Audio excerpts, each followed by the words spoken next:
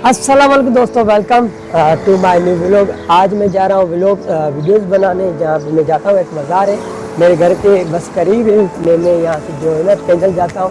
तो आज मैं वहाँ पे जाके आपको मज़ार की जिक्र कराता हूँ। और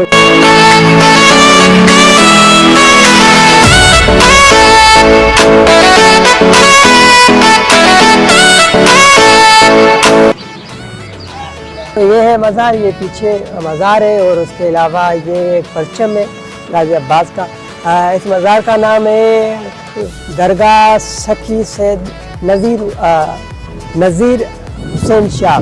तो ये दरगाह मैं आपको दिखाना चाहता हूँ। बहुत यहाँ का व्यू प्यारा है, बहुत सुकून है। यहाँ पे मैं इसलिए आता हूँ, ये देखो ये पूरा माहौल मतलब खाली होता है, इतना सुकून होता है। यहाँ से मैं यहाँ पे वीडियो बनाता हूँ और यहाँ आता हूँ।